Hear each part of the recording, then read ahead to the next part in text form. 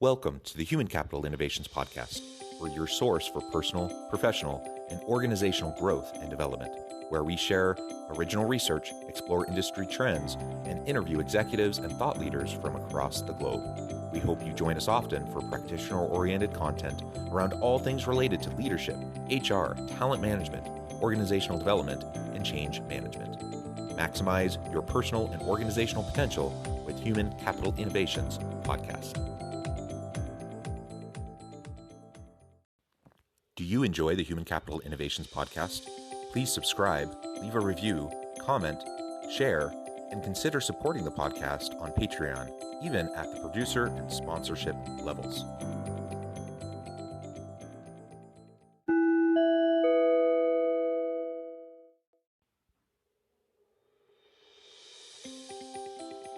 Welcome to the Human Capital Innovations Podcast. In this inspiring TED Talks HCI podcast episode, I explore Mark Mueller-Eberstein's 2012 TEDx talk, Lead and Be the Change.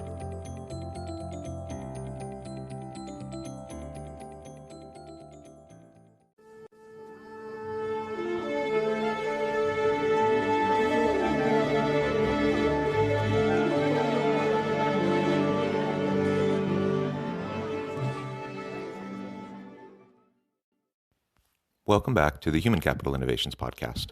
It's great to be with you again today for this inspiring TED Talks HCI podcast episode, where I'll be exploring Mark Mueller-Eberstein's 2012 TEDx talk, Lead and Be the Change.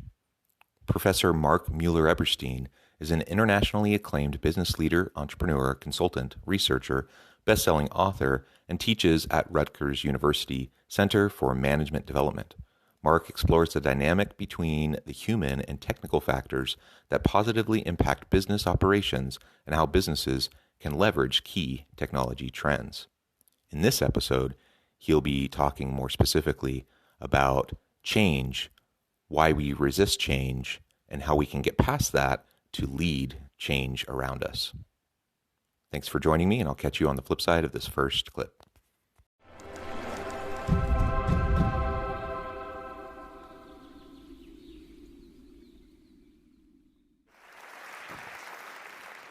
So we're talking about transformation and change, right? And there's a lot of change around us. Technology is changing, societies are changing, our personal lives are changing. So the only constant in life is really change. But why is change often so scary? Why do we not see the opportunities but only the risks? Why is it so hard to get out of the comfortable status quo we're in right now to move forward? Well, of course, we need some energy, right? If you're comfortable in one place, you need some energy, you need to move forward, you need to find the energy somewhere within or around you. And then, of course, we're human. We have emotions. And very often, our emotions get the better of us when confronted with dramatic transformational change around us.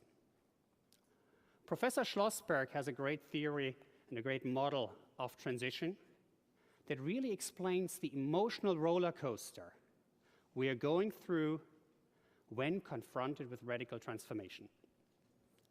Something big happens to us or around us or with us, the first thing is denial. This is not happening.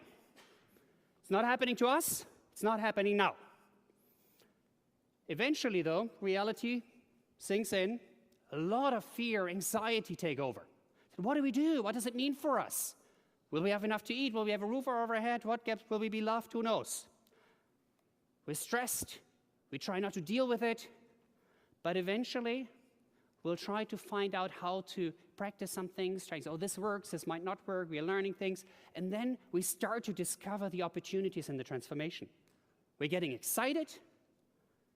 We want to change the world and want to change everybody around us and with us and realize everybody else might be, while we are super enthusiastic, might be still on the other side and be stuck in fear and anger and depression. So this is how it works. Sometimes it goes in seconds, sometimes it takes years, and unfortunately sometimes people and complete organizations get stuck somewhere in the middle of deep depression, unproductivity, and fear. So our goal, if we have reached the excitement about the transformation we want to drive, is to take the other people with us and help them through this emotional roller coaster. How do we do this? He's absolutely right. We don't like change. As human beings, we resist change. That's inevitable. That's really the only constant that we know in life, is that things will continue to change and we will continue to resist change. When we're in the status quo, going our normal business, our daily lives, it takes some sort of push to get us out of that inertia, to get us to move in a different direction. And couple that need for some form of energy to push us in a new direction with the natural emotional resistance that we have to change. And it's no wonder that so often change initiatives fail, in large part due to a lack of buy-in from across the organization, from across members of the team, and because people just have too much emotional resistance to change. And a lot of that is built upon fear and anxiety and stress related to the change. What does this change mean for me in my life, for my work, for my family? Will we be able to be successful in this new environment? These are all the types of typical questions that come up almost every single time that a major change happens, whether it's in your personal life, in your work life, or whatever the case may be. So again, we know that change is hard. We know that resistance is inevitable. The question is, how do we start to break down that resistance? And first, how do we break it down within ourselves? How do we make sure that we are open to change, that we're open to pivoting when necessary and making adjustments to our own approach so we can continually learn and grow and develop into the person that we're meant to become, that we can fulfill our full potential? How do we do that? And we can't do that unless we're open to change. How do we break down that resistance for ourselves? That's really what he's exploring in the first half of his TED Talk here in this first clip. And as we move into the second half, the second clip, he's going to be then talking about, once we are able to drive change and open ourselves up to change internally, then how do we leverage that to push towards leading others around us to change? Because I might be able to get on board with some sort of a shift, some sort of a change, a strategic direction, a pivot, whatever.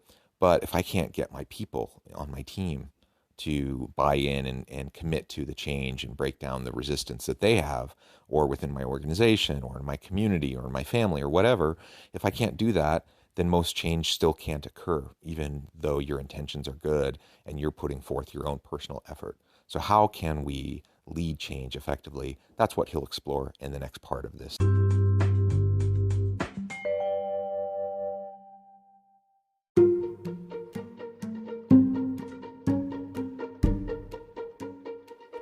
Welcome to the Human Capital Innovations Academy. Courses, micro-credentials, and certificates to upskill and reskill for the future of work. All HCI Academy courses, micro-credentials, and certificates are designed, developed, and delivered by award-winning and internationally renowned scholars, educators, thought leaders, executives, and practitioners. Our courses, micro-credentials, and certificates will help you make your mark on the future of work and make an immediate impact in your organizations. Check out the HCI Academy and our many course offerings and certificates to upskill and reskill for the future of work.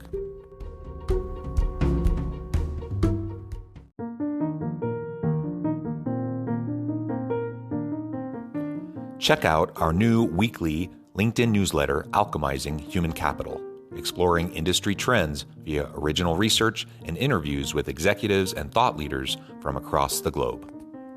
We look forward to having you join us.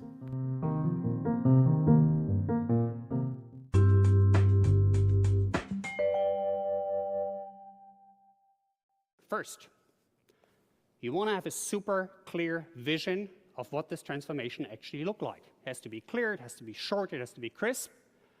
And by the way, 80% of all change management projects fail because they don't have a good vision. So if you get one thing right, this has a huge opportunity. Second, be clear on the impact. Of course, the negative impact if you don't move, or the people around you don't move, the organizations don't move. But also the positive impact that addresses the fears, the concerns, and the search for opportunities that is out there and with all of us that gives them something to hold on, to get the energy, to get through this curve and get out and be enthusiastic and motivated and drive things forward. Communicate. If you're dealing with somebody who's in denial or a deep fear, they are not reading a 5-page document. So you have to be very clear and crisp what's in it for them, why they don't have to be afraid, and how they can help to move things forward and make it better.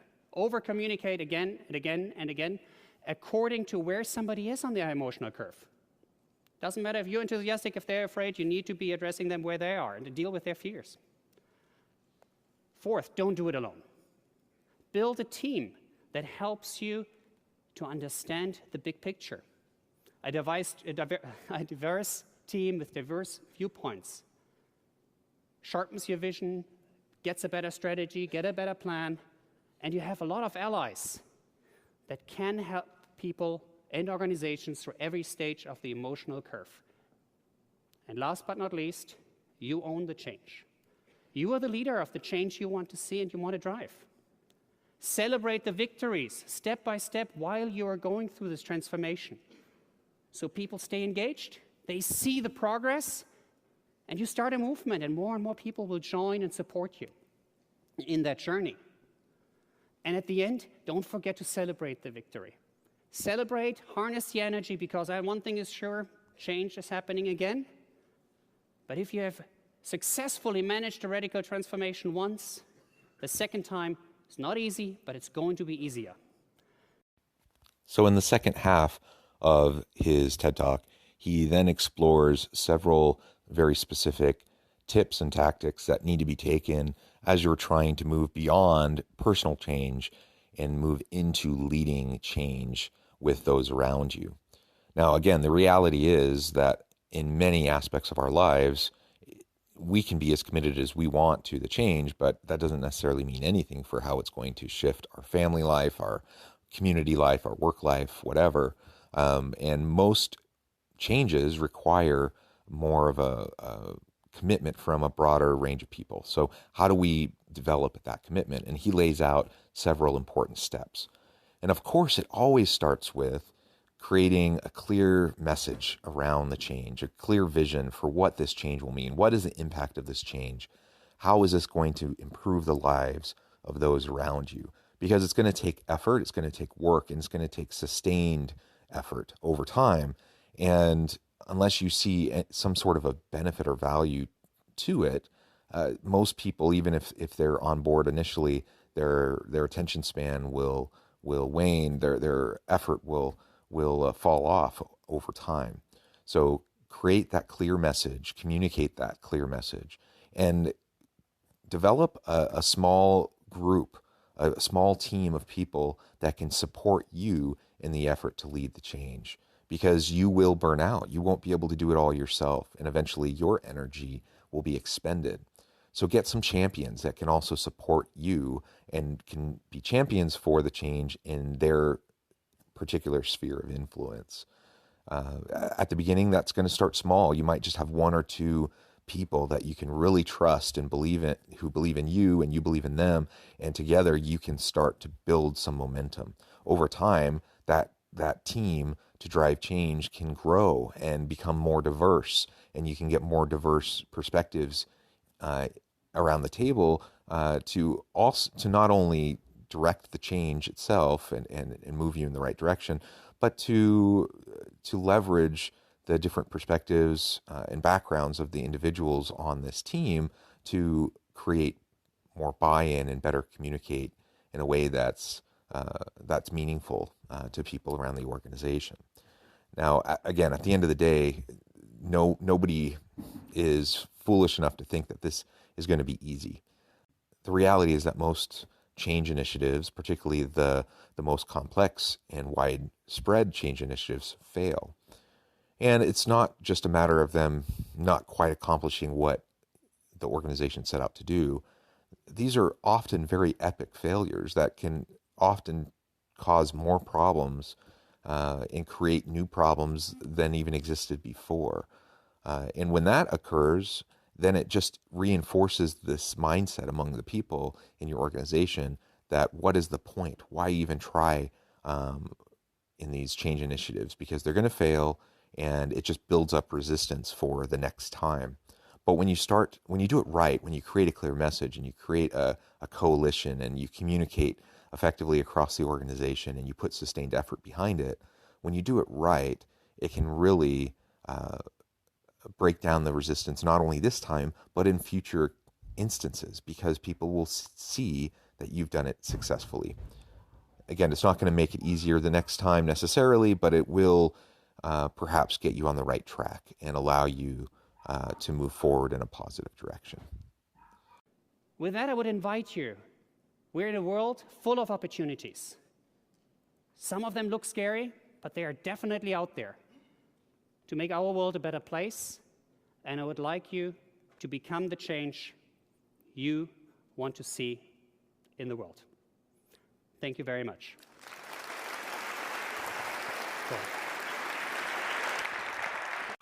I really appreciate any time I come across a good discussion on change and managing and leading change, because I think this, as he says at the very beginning of his talk, it's inevitable. Like we have change in our lives each and every day, and the only people who don't change are those who become complacent and stagnant and stop growing and learning, and that's not what successful organizations look like. And in my mind, that's not what a life well lived looks like. So I think we all need to be striving for growth, and growth means change. Thank you for joining me for this episode of the Human Capital Innovations Podcast. As always, I hope you stay healthy and safe, that you can find meaning and purpose at work each and every day, and I hope you have a great week.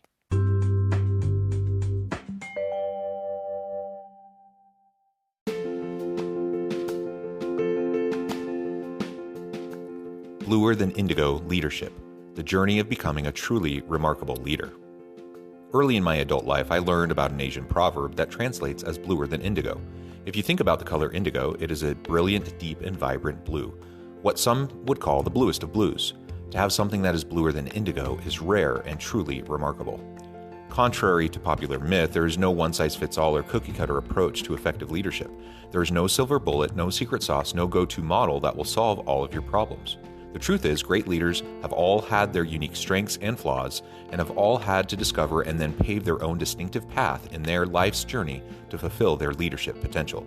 Bluer Than Indigo Leadership will help you discover your own path and explore those ordinary, everyday actions that will help you respond to an uncertain future and produce extraordinary results for individuals, teams, and organizations.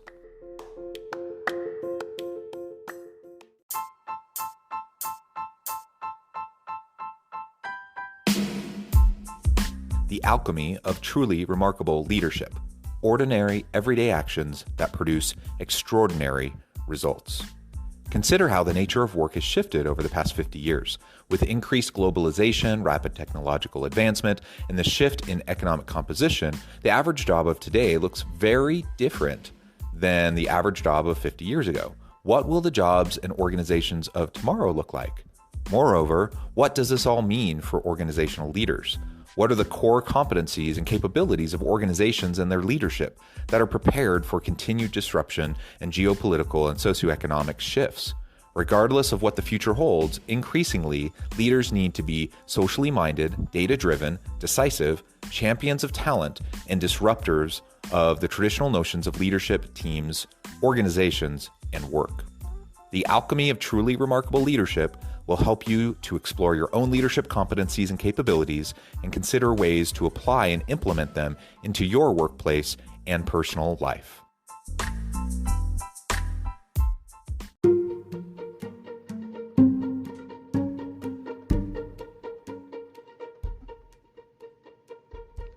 Check out Human Capital Innovations magazine, Human Capital Leadership. Human Capital Leadership is a free, interactive e-magazine with the mission to help individuals, leaders, and organizations find innovative approaches to maximize their human capital potential. We publish issues quarterly in August, November, February, and May. Take a look at the latest issue and let us know what you think.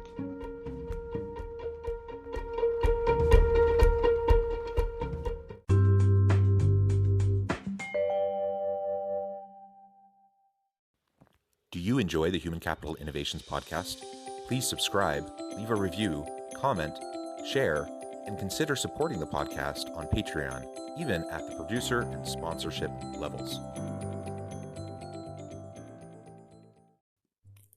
Thanks again for joining us for this episode of the Human Capital Innovations podcast. I hope you stay healthy and safe and that you have a great week.